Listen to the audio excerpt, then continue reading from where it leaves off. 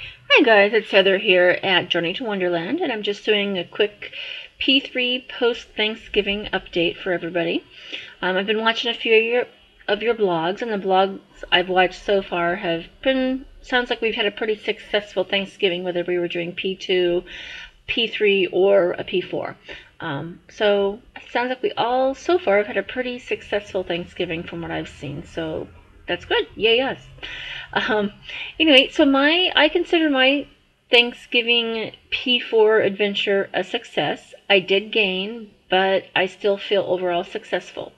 I started out the day before Thanksgiving. I started out about 4 pounds below my LIW, and then after my 24-hour Thanksgiving holiday period, which I had 2 Thanksgiving meals, and in between those meals, I did allow myself leeway to snack on foods that I thought I would miss.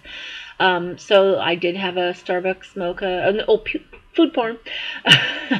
Anyway, I did have a Starbucks mocha and a chocolate chip cookie one of those days. So I just went totally into P4 land, enjoyed myself, and just wanted to see how it would go for me, both weight wise and emotionally, trying to get away from the sugar foods afterwards. That's kind of my little experiment.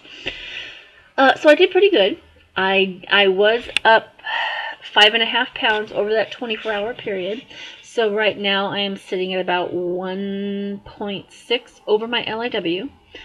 I don't feel the need to do a steak day. I am right in the middle of ovulation, and I also, SKBHCG would say, I need to spend some quality time with John.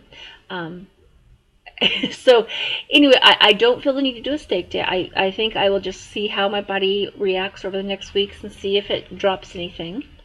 I have a feeling it will. Um, so yeah, I think I feel really successful about my little P4 experiment for Thanksgiving. And what I mean about experiment is I wanted to see how my body would handle going back into the standard American diet, the SAD, SAD, and just eat like my friends and family and see how my body would react. And I discovered some things. One is I'm really reactive to carbs, and that just might be because I do low carb out of habit, so I don't have glycogen stores, and so I plump back up pretty easily if I do have carbs. That could be it. But also, I know a long time ago, my naturopath said for me to avoid wheat and corn because she thinks I'm intolerant of it. And I always kind of poo-pooed that. But after being off of most all wheat and corn since my first round in July, when I added back in wheat, I discovered that my belly hurts now. So it was really clear indication that wheat is not a good food for me. Got lots of belly pain. This may be TMI, but I'm going to say it anyway. Because, I got constipated and just had a lot of cramping and gas from eating wheat. And that was the only really big change I made. I didn't go and dump a lot of unfamiliar foods in, although I did put carbs in. But I've had potatoes and rice and even some sugar in the past 6 months, but not wheat. And so it was a good learning experience to know that there's some foods I just can't handle. The other thing I really learned, and it was I considered a really nice non-scale victory, is that I was trying. I want to make my P3, my maintenance, my P4. Each P3 I do, I want to make it like a lifestyle maintenance. Even though I have 160 some pounds to lose, I want to make it like a lifestyle maintenance. So I do P2, I stick really well to P2, I lose the weight, then I come back on and I do my P3, which for me is like a paleo primal with lots of extra veggies and some fruits in there. So it's like a moderate carb primal. And I seem to maintain really well on that. I also seem to feel really healthy and energetic on that. And so during my P3s, as I lose the next 150, 60 pounds, I want to make it as close to a lifestyle maintenance so that when I lose my weight and I'm at goal, I will just naturally slip on into it and just start maintaining. And it also, for me, having had kind of a binge eating disorder in the past and even some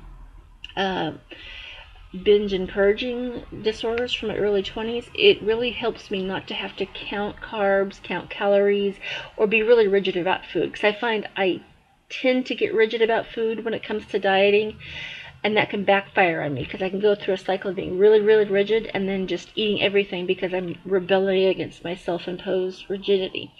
So I'm really trying to make P3 about a lifestyle change for me. And so Thanksgiving taught me that, okay, I don't need to deny myself pumpkin pie or stuffing if I don't feel like it. I don't need to feel like the odd girl out at the dinner table, trying to eat a strict diet. To me, that's just too much stress and it's depressing.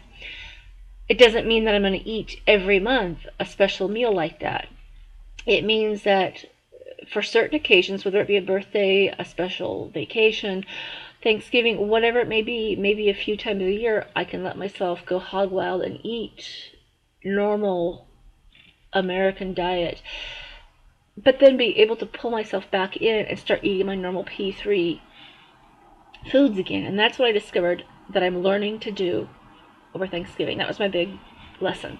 So I am comfortably back on P3 and not really feeling any cravings, or I'm not really missing any of that food. I'm not missing the stuffing and the pies and the sugary ice cream. I'm not missing that at all because, one, I know that it's not good for me. I know I'll gain. I know it'll deteriorate my health and make my tummy uncomfortable.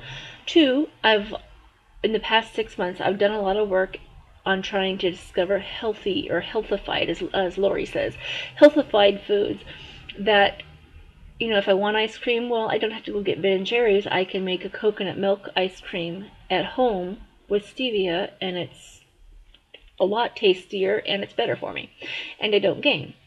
Sorry, I'm really starting to ramble. I do have notes here. I take notes every time, but I always ramble.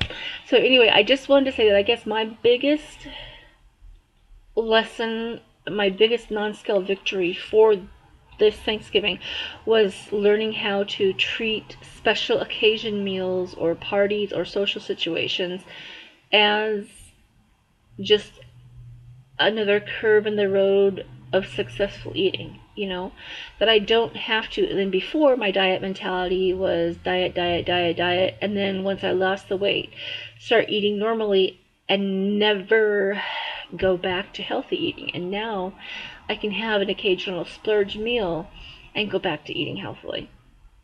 At least that's how I feel right now. Anyway, I should get off. I need to go catch up on your vlogs. I've been AWOL since I don't have a whole lot to say on P3. Although this video is getting long. Anyway, I hope to catch up more with you guys later. And I will, one more thing is, I will say I'm ready for another P2. Not that I don't enjoy P3 and maintaining, but I'm ready to get some more weight off. I'm just ready for it to be gone. So I am looking forward to January when I'm saving up my flexible spending account so I can get some more juice in January, and I look forward to joining you guys on a round in January. Anyway, hope you guys are all having a successful weekend, and I'll talk to you later. Thanks for listening. Bye-bye.